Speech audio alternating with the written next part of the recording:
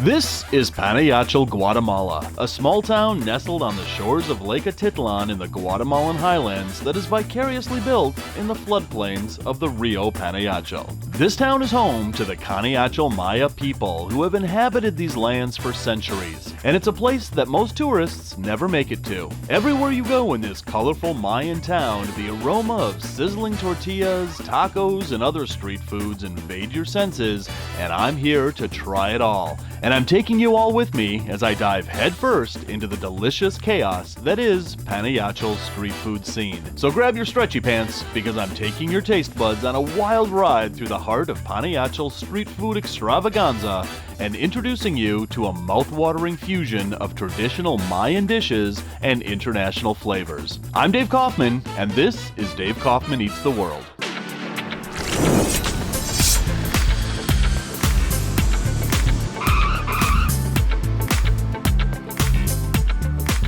All right. Oh, are we all gonna fit in this thing? Yeah, we have to. Come on. Let's move. Let's move. Oh, good God, we're all crammed into this thing. Oh, yes. We know we gotta do it. Okay, so this is gonna be a really comfy ride. Yeah, I'm not even on the seat. You're not? No, I'm like lifted up. So By both of our thighs. Both of yours. this is what we have to do to bring in people the flavors of Guatemala. Well, Yes. this is pretty tasty, I'll tell you that.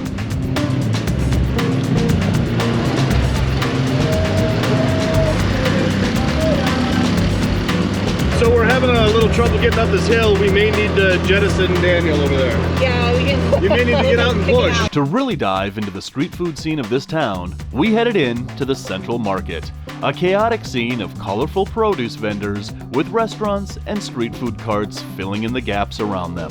So, I don't want to be like that guy or anything, but I'm pretty sure these came from Miss Piggy. I think that's a pretty accurate guess. Yeah. Sorry, Kermit. So we have found ourselves in this market. I am with Daniel. Yep, this is That's your Daniel name now. Solis. That's your name now. Daniel Solis. And we are also with Corey Martin, who is joining us on this food tasting expedition.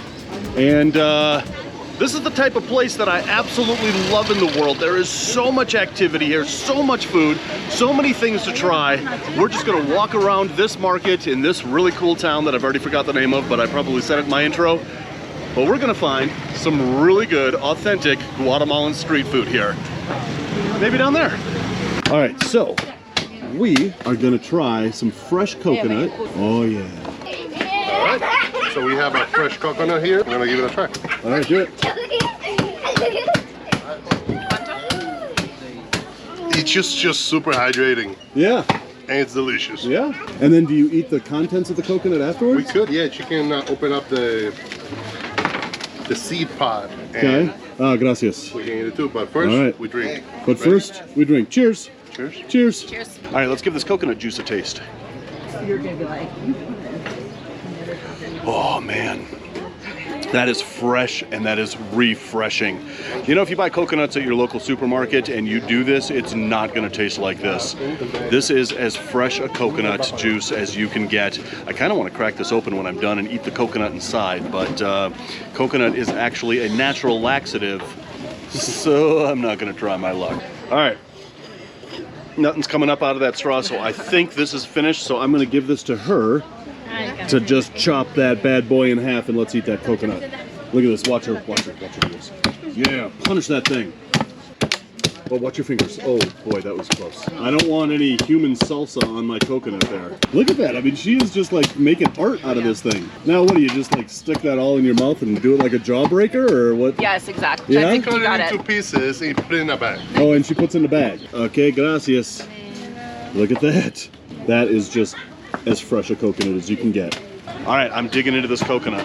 I think you just eat it just like this, right? You take a bite of it. Oh man, this does remind me of when I was like in New Caledonia, even Costa Rica. And we'd have to live off of coconuts because there were no, markets like this around.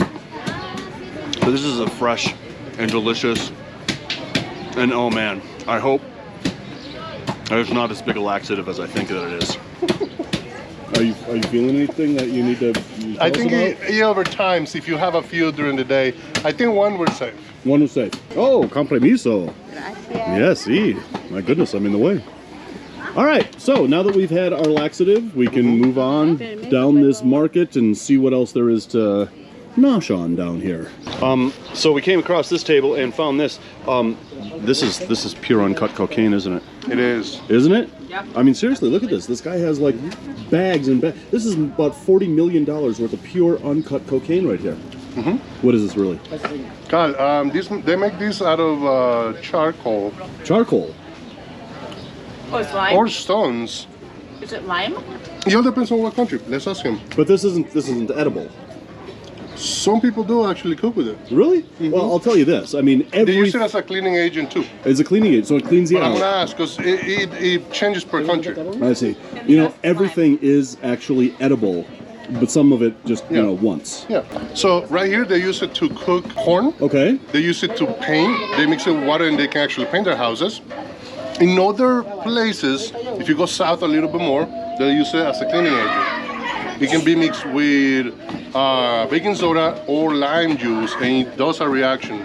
So it's paint and Drano that you can eat. Exactly. Uh-huh. And cook with. So all the kids that eat paste in school, this is your product right here, man. Disculpa, ¿de qué es esto? De chipilín. Chipilín. Ah, yeah, Chipilín. yeah, chipilín. What? Okay, so Yeah, so it's a wild grass. it's a wild grass. Okay. And it looks like it's the inside of a tamale. Right.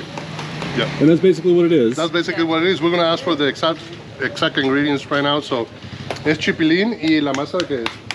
De maíz. Okay. Yeah. Corn. And it's corn dough. So it's a corn dough with grass. Right. Okay, we're gonna try this out. Uno quetzal. My Spanish is getting better. You're fluent. Yeah, I'm saying. It's amazing. Yeah. So fast. She doesn't seem impressed. As a matter of fact, she's like, take your food and go. Ah, muchas gracias. Yeah, see? Better. All right, so we have got our, what's this called? Well, tamal de chipilín, but right here they might have another name. So hold on. ¿Cómo Okay. se llaman estos? Disculpa. Yeah, tamalito de chipilín. Tamalito de chipilín. Tamalito So, de chipilín. What? Tamalito Tamalito de chipilín. de chipilín. Yeah. So tamal baito. It's like a small tamale. What he said. Tamalito. All right, so you go first. Interesting. Interesting. It's good. Yeah. Definitely has the taste of grass. Uh-huh. But yeah, it's like a tamale with grass. Tamale with grass. It's amazing. All right, we're digging into the tamale with grass.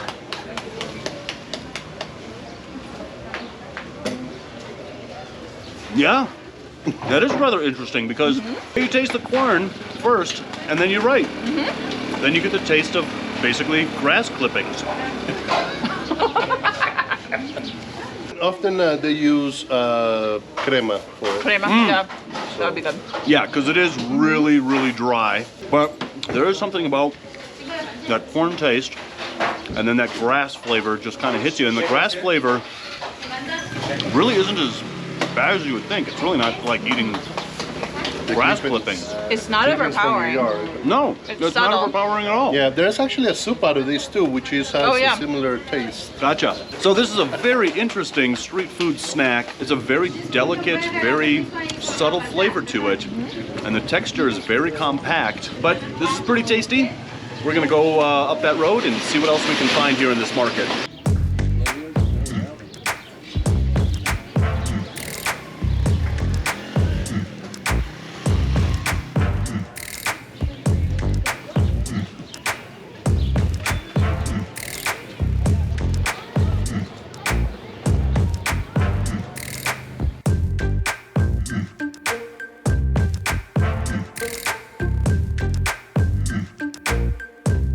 All right, so here we have taqueria. Did I pronounce that right? Taqueria. Yep, that's what I said.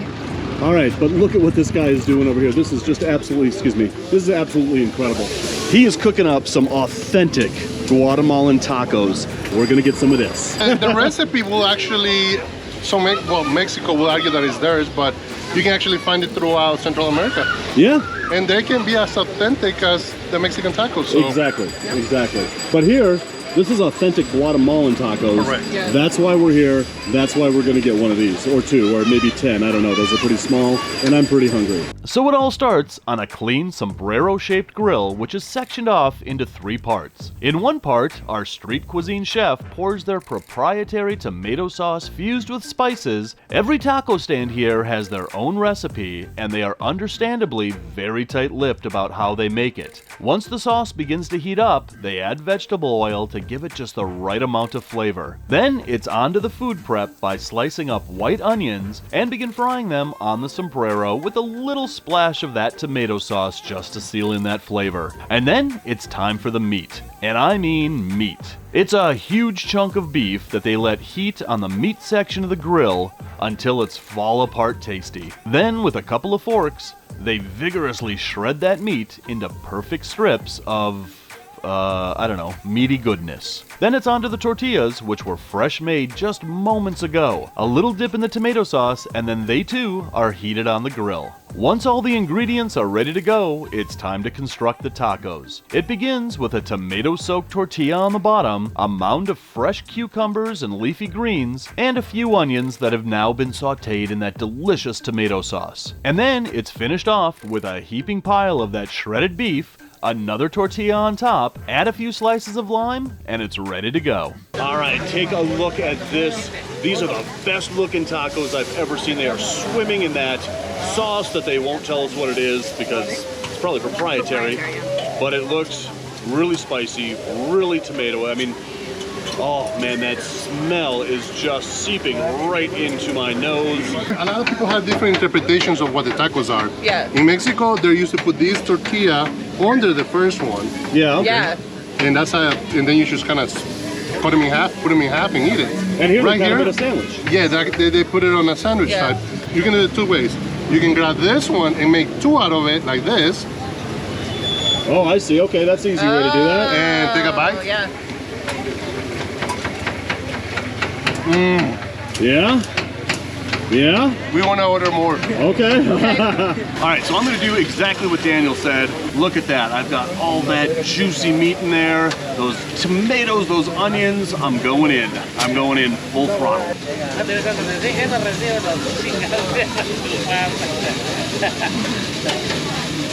Oh, I've never had anything like this before. It's savory, it's greasy, it's just all sorts of flavors just exploding at once. You taste that really awesome corn tortilla that's been sauteed in that oil, in that tomato. Then you taste that just absolute amazing shredded beef. This is, without a doubt, the best taco I've ever had. Holy crap. Holy crap, that's good. I am loving Guatemalan food so far. We've got a lot more to test out here. I don't even know what's next, but it's gonna be hard to top this, whatever we find.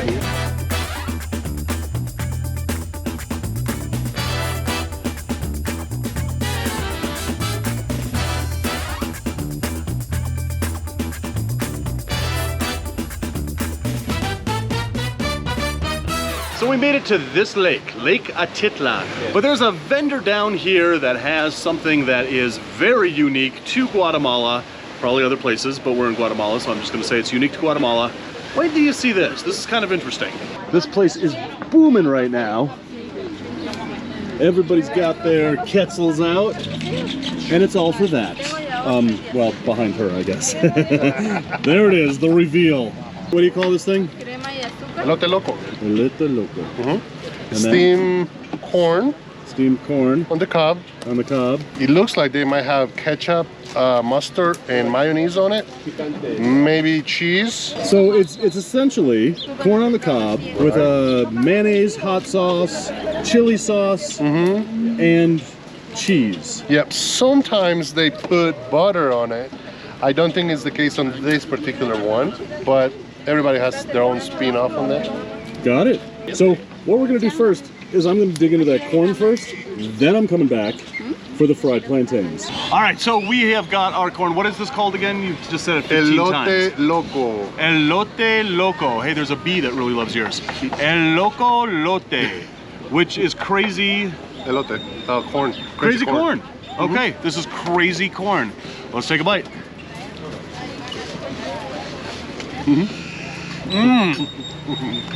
Oh my God. Oh, that's beautiful. I was skeptical about the mustard, the ketchup, the cheese, and the mayonnaise on corn. Chili sauce too. And chili sauce too. I forgot about the chili sauce, but man, this is definitely a combination that we will never find in like a state fair in the upper Midwest where they serve corn on the cob. Nothing like this. This is amazing. It's a little messy, but it's part of it. Whoever came up with this idea to lather all these different flavors that you would think would compete with that corn, with each other, and then have it be like the most delicious corn on the cob you've ever had. Who invented this? Well, some argue it's Mexico, some argue it's Guatemala. I don't know. Whoever it is, did a good job. I'm gonna finish this whole thing off, and then we're going back for those fried plantains. They take this fried plantain, they split it open, they put sugar, they put sweet cream on it, they put a fork in it, and it is done. Look at that. All right, now that we have gone crazy for that Loco corn, which was really good, really savory, we're not doing that. We're doing this now. This is their dessert, which is a fried plantain split open with sugar and sweet cream. I love fried plantains. It's one of my favorite things about Latin American cuisine. But this looks like it takes it from like a step from 0 to 100. what? 100. All right, you go in first. Okay, so I'm gonna go in first. All right, at the same time. You ready? Ting! Oh. Holy crap! I love fried plantains anyway because they are caramelized, they are sweet. You can't do it with a banana, it has to be a plantain. But when you add this sweet cream and this sugar to it, literally takes it to a whole new level. this makes sense. So I don't know how they figure it out where this makes sense, but it works. They were just like, let's take something sweet and make it 10 times sweeter and then charge, what was this, 8? This was 7 quetzals. 7 quetzals, which $1. is $1. You can't beat it. You just can't beat it. So Daniel, thank you so much for being my tour guide around Guatemala, taking me to all these places to show me and feed me some of the most incredible Guatemalan delights that are found here in this country. This is my first time in Guatemala, and man, we've only been here for a few days doing a food tour, and it has not disappointed. This is one incredible country. The culture, the food, the ambiance, everything about this country so far, I absolutely love. So I still don't have a closer for this channel. So again, comment below, let me know what you think this closer should be. Do you have an idea for a closer for this channel? Eat the whole world. Eat the whole world. Something. Terrible. Yeah. Terrible. Just terrible. All right, let's go off and finish this somewhere. Daniel, don't be sad that we ate all the corn. You can say goodbye to it, you know, later.